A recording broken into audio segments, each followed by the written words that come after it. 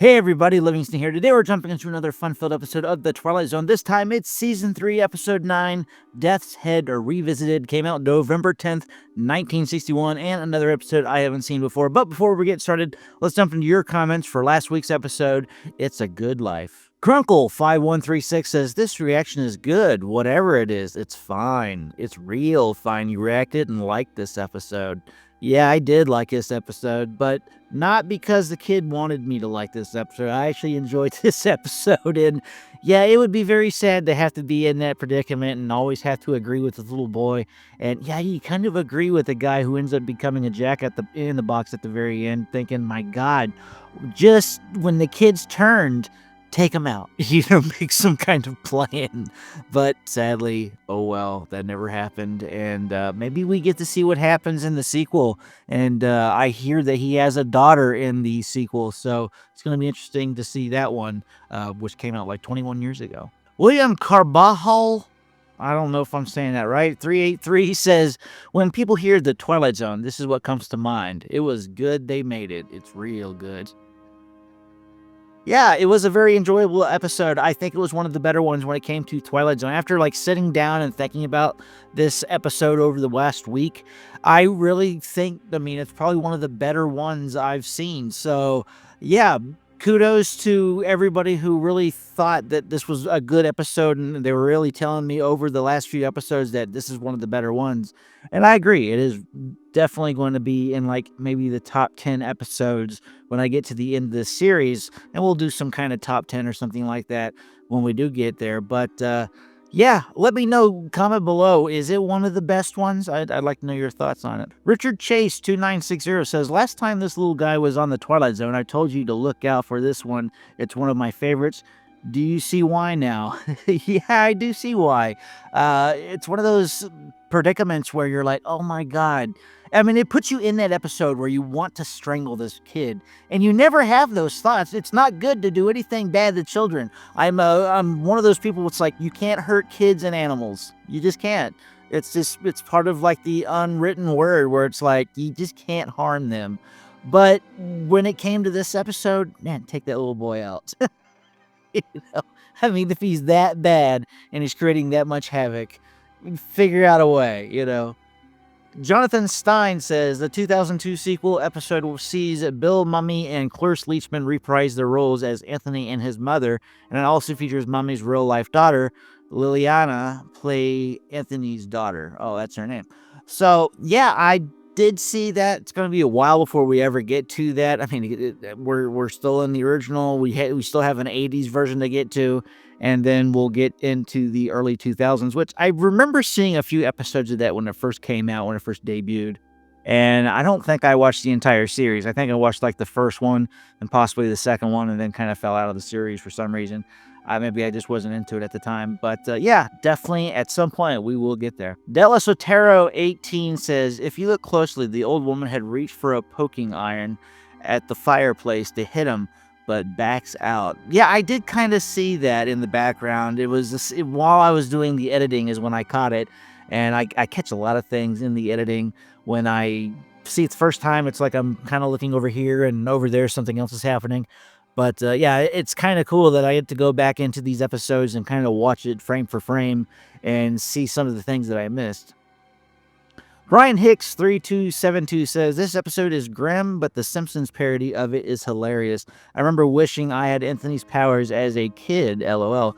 The next episode is an underrated gem. Well, we're in the next episode, so I'm looking forward to that. I do vaguely remember the Simpsons parody of it on the Treehouse of Horror, however they say that, the Halloween episodes they do of the Simpsons. I always remember having to stay up, and I couldn't wait to watch those when I was in the early 90s. I had a bedtime of 8:30, and I got to where I was able to watch The Simpsons. It was the last thing I got to see before I went to bed. So I think I fell out of The Simpsons maybe in the low teens. I just kind of okay, that's it. I don't know why, but I guess I got into Family Guy more, so I should get into The Simpsons to see where they're at, since it's still going. I can't believe it's 35 years now. Niddy's hubby says this episode conveys the worst type of monster, the monster who doesn't know he's a monster, like the dictator of a country who commits atrocities and doesn't think his actions are atrocities, is completely and utterly indifferent to the suffering he's causing, and people really live in endless fear of offending the imperial leader. The sad fact is there are populations living under exactly these conditions today. This is still going on in today's world, and this also makes good villains when it comes to a lot of the villains that we look at on this channel. I've discussed Thanos a few times, who basically states we need to kill half the population of the universe so life can keep evolving on, and there's not enough resources to go around, so the best thing to do is to take people out. And to him, it was a just reason, and that's what makes some of the best villains, is when you have them believe wholeheartedly that what they're doing is a just cause. Sometimes it's nice to have a villain that's kind of a mustache twirling evil that just is evil to be evil, but it's always nice to have a reasoning behind their atrocities. John Fincher 8561 says one of the best parodies The Simpsons ever did in a treehouse of horror was this episode. Bart was the monster. Yeah, I do remember seeing that episode. It was one of the earlier ones, I think, in like the 90s. So, and I mentioned it earlier before. I need to go back and watch the Treehouse of Horror episodes. Those were always my favorite ones. Golansky also says, when Anthony turns Dan Hollis into a jack-in-a-box and wishes it into the cornfield, I think most people believe that's the end of it, but I have a much darker take. Notice that the toy looks like a normal jack-in-the-box, except for the fact that it still has Hollis's human face and head. If Anthony has that kind of power, he just as easily could have made the features resemble Tan's, but be artificial. My thought is that wouldn't be enough punishment for the vindictive little brat. No, Dan's head still possesses consciousness, and he'll be tortured daily by crows, who will peck him to pieces each day, only for him to be restored overnight and the ordeal begin anew the next day. He can and does scream in agony, but out in the cornfield no one can hear him. And without arms or legs, he can't fight back or run for safety. It seems Anthony's thought of everything. Wow. Well, that's a lot of subtext that I didn't catch when I watched the episode. But yeah, you're right. That kid could have definitely put his consciousness within this jack-in-a-box, and he just has to go with the flow and just let those crows keep on pecking. And that's sad for the guy who is the jack-in-a-box. It's sad that nobody can't do what needs to be done and just take that kid out. But sadly, it probably won't ever happen, and these people are going to live in fear until it's just down to one person, and Anthony is maybe forced to have to bring everybody back or go into the real world and end up having all this power to where he just tells everybody what to do and maybe creates the end of the world in the process. But yeah, it would be interesting again to see what happens in this daggone cornfield. Antonio Dragon 88 says the 2002 version on the Twilight Zone has a sequel episode to this where Anthony is all grown up and has a daughter. Yeah, someone mentioned that earlier, and we'll get to that episode at some point. Charles Stewart's 8009 says the drunk guy looked like Mr. Rogers. Yeah, I don't know if I see that. I'll have to take another look sometime. Akira Kurosawa says, I'd rather go to the cornfield than be teary face. Yeah, I wouldn't want to be in that situation with that little boy and have to just live by his rules the entire time when the kid has like no guilt whatsoever what he does to anything that crosses him. The dogs, the people, it's narrowed it down to the point where there's nothing going on. You have to live by whatever he wants to watch is what you have to watch, and it's like set days, like on Tuesdays. It's the only time we get to watch television. And other than that, yeah, I mean, it was just, I don't know, kind of a sad existence, really. But yeah, the cornfield might be a better place to go. Ben Rositas says, I think this is by far the darkest and most sinister episode of The Twilight Zone. Not sure what Rod Serling meant to convey with this episode, but I can easily see how it could represent Marxist tyranny, especially the Stalin years of the Soviet Union. Seriously, look up the 11-minute applause incident or the Ukrainian Holodomor, where Stalin deliberately starved millions to death just because he could. Yeah, I mean, when you have power, all that power, it kind of makes you come out as the actual person that you are on the inside. Because if you have that and you know there's not going to be any consequences to your actions, then you have the ability to either be the greatest person ever to where you can just spread good throughout the land, or you can be the opposite and be a tyrant. It's like kind of like bad Superman, good Superman in a way when you look at the way he was brought up. If he was brought up by decent parents, he became the good Superman, the Clark Kent who ends up working at the Daily Planet. Or you end up crash landing, the government takes control of you, and then suddenly if you get out, you become a raging monster that you cannot be stopped at any means necessary. So it's one of those things, and this little boy definitely went the way of evil. Charles Stewart 8009 continues on and says, I think the name is pronounced Moomy. Mimi? Yeah, well, I'm going to say Mew Me. Yep, so we're going to stop there. Anyways, thanks for the comments, everybody, and let's jump into this episode and see what we're getting into. The Twilight Zone.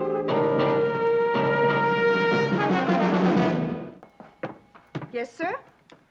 I've just arrived in town. Can give you a lovely front room overlooking the square. Would you care to see it? I'm sure it will be satisfactory. Okay, why the tension? Yes? Anything wrong? No, sir. Mr. Schmidt. That's what I've written. Cost what? I just wondered. You remind me of someone. Who? During the war, there were SS stationed here. They used to come to the inn very often. I spent the war years on the Russian front. Of course. So she thinks you're a Nazi? Was it a prison or something you had here? Was it a prison? A camp, sir. Not a good camp. Concentration camp. Yep, that's a bad place. Really? Oh, that's odd. I can't seem to recall the name of this town. Dachau, sir. Dachau. Dachau. What is Dachau? The camp. It's that group of buildings up on the hill, isn't it? Most of us would like it burned to the ground. Good place for it. Mr. Schmidt recently arrived in a small Bavarian village. Mr. Schmidt, as we will soon perceive, has a vested interest in the ruins of a concentration camp. For once, some 17 years ago, his name was Gunther Lutz. He held the rank of a captain in the SS. And like his colleagues of the time, he shared the one affliction most common amongst that breed known as Nazis. He walked the earth without a heart. And now former SS Captain Lutzer will revisit his old haunts. What he does not know, of course, is that a place like Dachau, it must be one of the populated areas of the Twilight Zone. Ooh, Death's Head revisited. Probably not a place I'd want to go back to if I was somebody who tortured and gave people misery for many, many months to years. I just would stay away. I mean, I think guilt would completely overtake me. Torturing people just seems uncivilized. Goes to the past and he looks on fondly.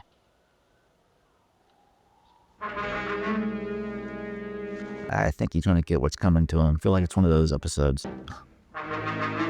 These were the days. He liked the power of that time. All right, pigs, time to greet the morning. On your feet, filth. We have a nice day ahead of us. Temperature's just slightly below zero. You will all assemble in the square. Undress. I and you. I and you. Pure evil, this one is. Detention. We had some good times in this building. Such good times. Oh. Like water, number 23575? You'd like water. Please. It's only been 5 days since you've been fed. 5 little days! You should probably take your own advice. Take some 5 days and stop eating. That's the same with last week's episode. We're talking about power, what you would do with that power. We've seen what this guy did with it. Are you real? Good afternoon, Captain, and welcome back. We've been waiting. Uh-oh. We've been waiting for a long time. You're Becker. I remember you. How well you should. Uh-oh. You don't look so bad, Becker. No, as a matter of fact, you look quite well. Because he's a ghost. It's been 15 or 16 years. You're the caretaker around here? In a manner of speaking. What was that? Sounded like... The wind, perhaps it was the wind, eh? Of course. I don't think it was. Of course it was the wind. It was not the wind. It was... It was what, Captain? I'm not a soldier anymore. You never were a soldier. I was a soldier, Becker. No, Captain, you were a sadist. You were a monster who derived pleasure from giving pain. True. That's all in the past. Now, no more camp. Utterly ridiculous to dwell on these things. I functioned as I was told. When your victims screamed, you weren't so sensitive. They just heard you offer the apology for all the monsters of our times. We did as we were told. Be familiar, is it, Captain? It was the Nazi theme music at Nuremberg. Plaintive litany of the master race. Dying. 10 million human beings were tortured to death in camps like this. You burned them in furnaces. Tore up their bodies in rage. Now you come back to your scenes of horror and you wonder that the misery that you planted. There's no point in talking about this. I must leave you now, Becker. Yep. Run away. I told you I had to leave, Becker! Why did you come back, Captain Lutzer? You were quite safe down there in South America. What could possibly have brought you back? Definitely didn't seem to be guilt. And Becker, I had hoped that with the passage of time, sanity would have returned. People would be willing to forget the little mistakes of the past. Little mistake. Those lies, man. Why not ask for the Earth to stop revolving in its axis? But time is short, Captain. We have something to accomplish here today. Accomplish? It is time for your trial, Cap. The court is convening in Compound 6. Okay. What is this nonsense? Is this a joke? No joke, Captain. Who will try me? The people you put to death. You were insane when I used to string you up and... Suspended over a hot pipe, burn me with cigarette butts all over, and laugh when I scream to please put an end to it. Your memory is quite good, Captain. Shall we go? The court is waiting. You shouldn't have come back. Uh-oh.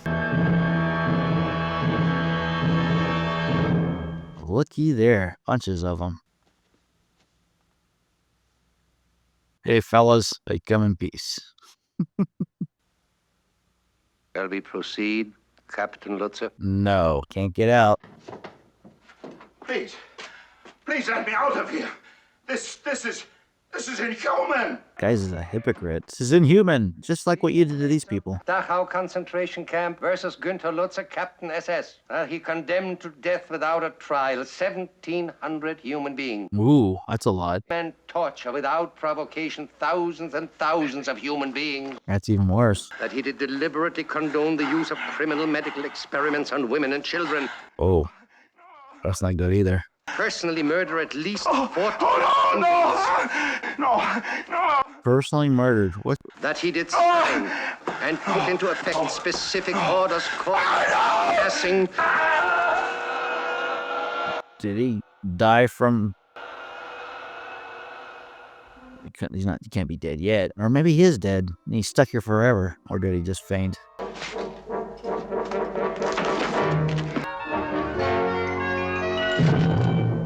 Oh, it's not over. You were unconscious for a while.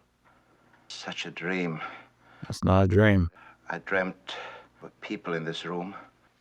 Ghostly figures. They walked the buildings and the square outside. You didn't cover them up with enough earth. Or perhaps the bullets were too small a caliber. Or the flames not sufficiently hot. Or perhaps there wasn't enough gas. Becca, who are you? Did you forget? The caretaker.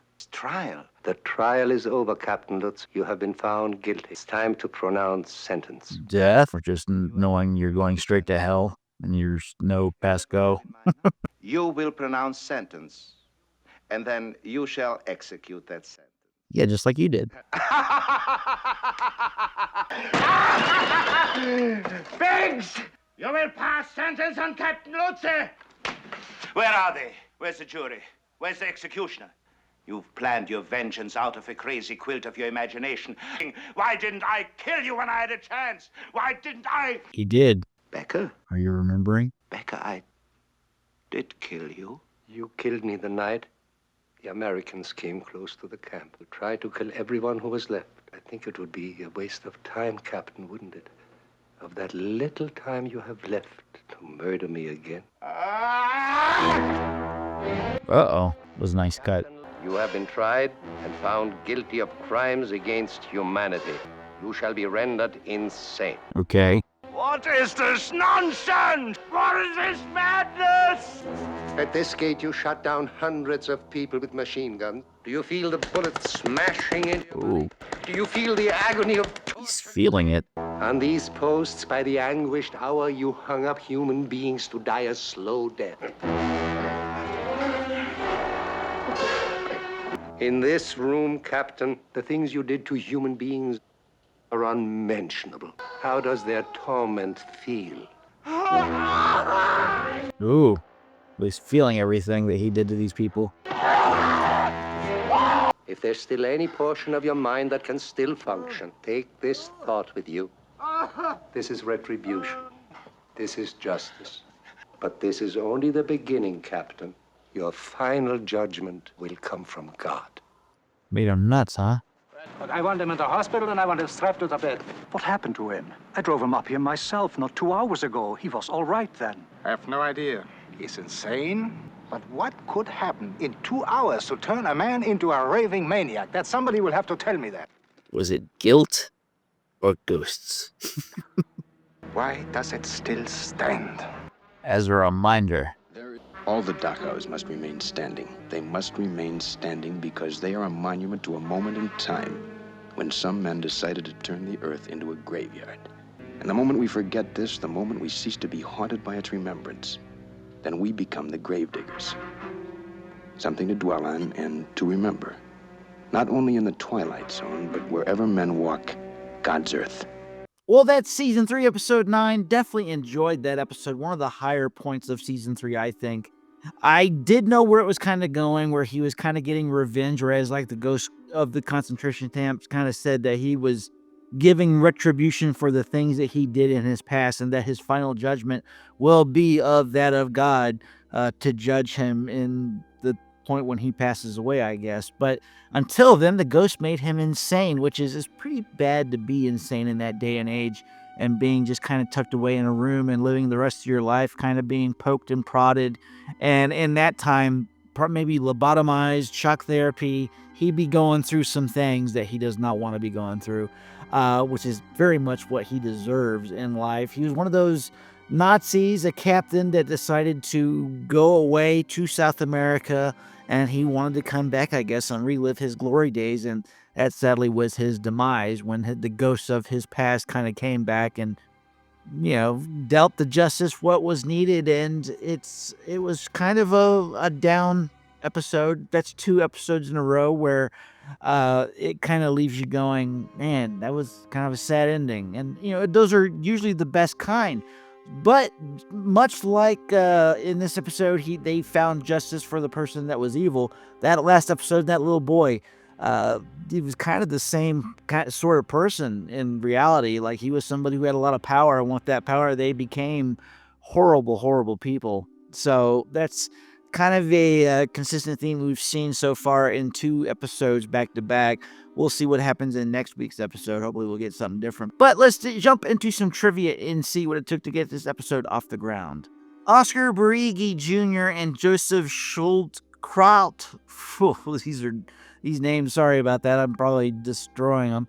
Both hailed from distinguished Yiddish stage families and had lost most of their European relatives in the Holocaust.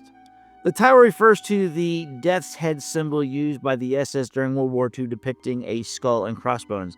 It is distinguished from similar traditions of the skull and crossbones and the Jolly Roger by the positioning of the bones directly behind the skull. Dachau was the first Nazi concentration camp. One character states the Nazis killed 10 million people during their tyranny. This is inaccurate because the SS murdered 6 million Jews and many non-Jews, such as political prisoners, Catholic priests, Protestant ministers, gypsies, Jehovah's Witnesses, and others who did not meet the Nazi criteria for Aryan supermen, such as the mentally ill and the physically and mentally handicapped. The best estimate of total deaths the Nazis were responsible for was approximately 13 million. The silver death heads insignia represented the branch of the SS that dealt strictly with concentration and extermination camps. It was a sign of elitism that had been inherited from the 19th century German and Prussian cavalry as a symbol of bravery and a totem to inflict fear in the enemy. Captain Lutz is described as a Dachau commandant who served until the camp was captured, after which he fled to safe exile. In fact, No commandant who served after 1936 was alive at the time this episode was made. By the late 1940s, all the late commandants of the concentration camp had committed suicide, died in battle, or been executed for their war crimes. Notably, the ending narration includes the word "the Twilight Zone" in the middle rather than at the end. Oscar Barigi Jr. also appeared in 2 other episodes, The Rip Van Winkle Caper, which we've seen, and Mute, 1963. We haven't gotten there yet. Twilight of the Gods, which refers to the Old Norse tales of a prophesied war among various beings and gods that ultimately results in the burning, immersion in water, and renewal of the world. It is also an opera by Richard Wagner about said tales. They kept referring to him as Captain. This was a simplification of his true SS rank, which is not Captain but equivalent to it. His SS rank was actually Sturmbannführer. Jeez. The name of this episode is a grim satire of the title of Evelyn Waugh's 1945 novel Brideshead Revisited. Oscar Briggy Jr. also played someone responsible for torturing and killing prisoners in The Time Tunnel, 1966, and Devil's Island, 1966. During Rod Serling's narrative, he states that Captain Lutz was just in from South America. At the time, many countries in South America, notably Brazil and Argentina, did not have extradition treaties with foreign countries, and consequently were used as hiding places for Nazi war criminals fleeing justice after World War II. The most famous of them was probably Dr. Joseph Mengele, a physician known as the Doctor of Death who performed illegal and grotesque medical experiments on prisoners in Nazi extermination camps. He appears to be the man upon whom the character of Captain Lutz is based. He was rumored to have escaped to Brazil after the war and to have died there many years later. It turned out that in fact he had died there in 1979, which was confirmed by his son Rolf in 1985. It wasn't until 1992 when DNA testing became available that his death was actually authenticated. Due to religiously inspired anti-Semitism that existed in the US at the time, none of the prisoners depicted in this episode are shown wearing the yellow Star of David, which the Nazis made Jewish prisoners wear at these camps, which was an extermination camp rather than a concentration camp, and which contained only Jewish concentration camps contained many different varieties of prisoners and were often used as labor camps for non-Jewish prisoners. Well, that's it for this episode. Let me know, comment below what you thought of it, and I will get to your comments on next week's episode. And don't forget to subscribe to continue on this voyage to episode 156 of The Twilight Zone. Until next time, see you later.